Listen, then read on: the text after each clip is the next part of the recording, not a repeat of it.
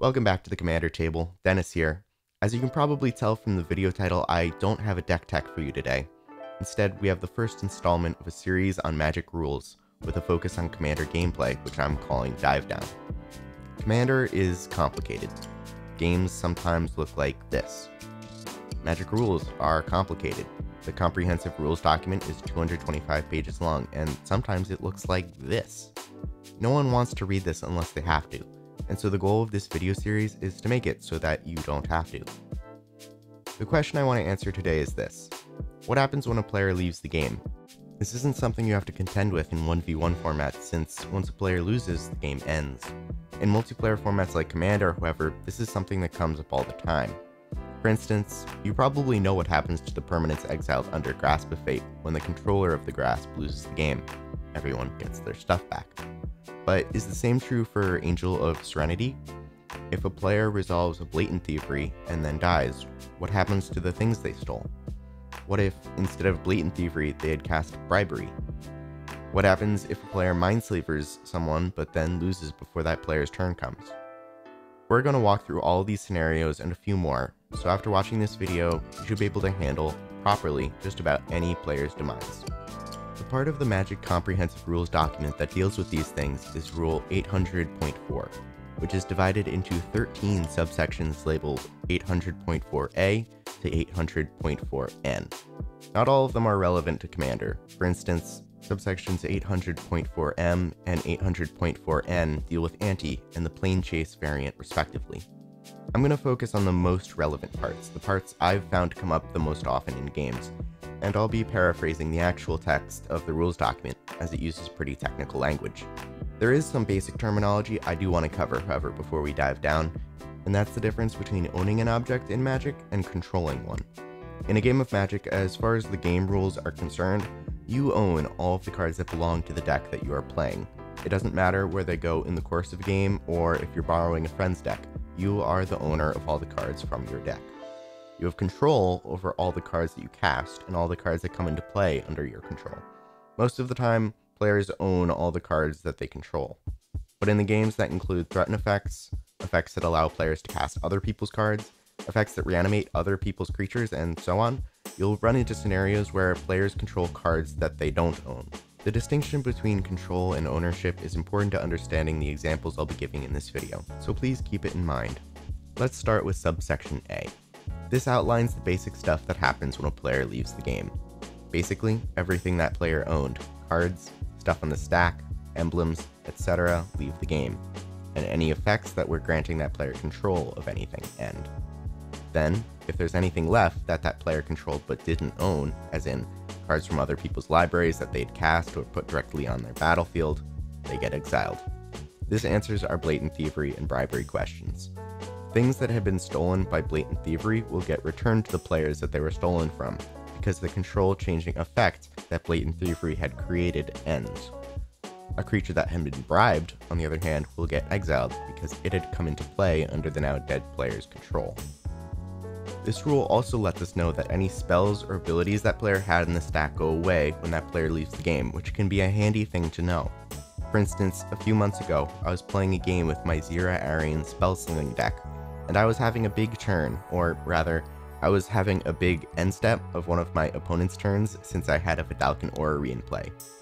One of my opponents went to counter one of my spells, which I didn't like, and I didn't have my Pyroblast in hand, so instead I just killed them with a large Lavalanche.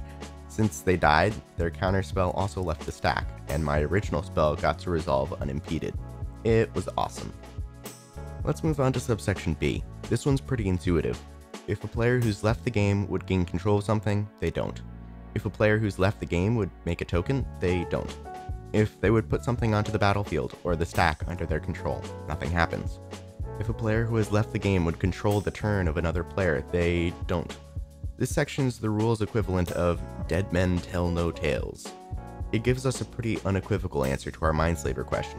If you don't want a player taking control of your next turn, killing them before that turn comes is a viable option. Subsection C. If an effect giving control of an object to a player still in the game ends, and there are no other control giving effects affecting that object, and the player who the object was stolen from is no longer in the game, the object is exiled. This is a bit of a corner case because in order for a stolen thing to still be around after the player the thing was stolen from has left the game, it can't have been a card that player owned, since we said in subsection A that when a player leaves the game, all the cards they own go with them. It had to be a card that came from another player's library, but came onto the battlefield under the now dead player's control. Okay, let's see an example from a game recently featured in an MTG Mudstuff video. I've put a link to the game in this video's description below. Here's what happened. Braden, who is playing his Dreddy deck, has a stolen strategy on the battlefield. During his upkeep, each opponent exiles the top card of their library. Anton, playing a Maelstrom Wanderer deck, flips a Malignus, which Braden casts to put on his side of the table. He then passes the turn to Anton, who untaps and casts Zealous Conscripts, stealing back his Malignus for the turn. During his combat, Anton attacks Braden with enough damage to kill him. So what happens to the Malignus? Well, subsection C tells us that it gets exiled. In effect, giving control of an object to a player who is still in the game has ended. In this case, that effect being the effect of Zealous Conscripts, and the player still in the game being Anton. There are no other effects that claim control of that object, and the player that object was stolen from, Braden, is no longer in the game. Subsection D. If a player who has left the game would make an object or put a triggered ability onto the stack, they don't. This one's pretty similar to subsection B, the Dead Men Tell No Tales subsection. The comprehensive rules document gives us an example of when this rule would be relevant. It tells of a scenario in which a player activates their Astral Slide, exiling an opponent's creature, but then leaves the game before the delayed triggered ability would be put onto the stack, leaving the exiled creature in permanent limbo. This rule also answers our Angel of Serenity question. When the player who controls the angel leaves the game, everything they own also leaves the game, and the second ability of the angel triggers but isn't put onto the stack. Any creatures owned by the other players that were exiled under the angel will stay permanently exiled. This goes the same for any of the older cards with similar templating as Angel of Serenity, Fiend Hunter, Realm Razor, Oblivion Ring, etc. These stand in contrast with the newer templating that began with M14, which uses a single triggered ability that creates a continuous effect that is contingent on the permanent remaining on the battlefield. Cards with the new templating, as I said at the start of the video, will return the things they've exiled if their controller leaves the game. Subsection E is wonderfully simple. If combat damage will be dealt to a player who's left the game, it isn't.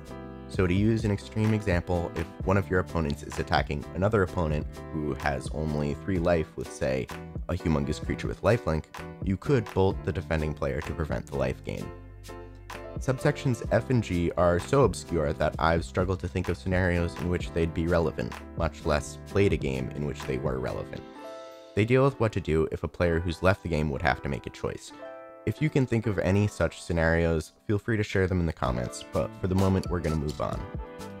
Subsection H says that if an effect requires information of a specific player who has left the game, it uses the last known information about that player.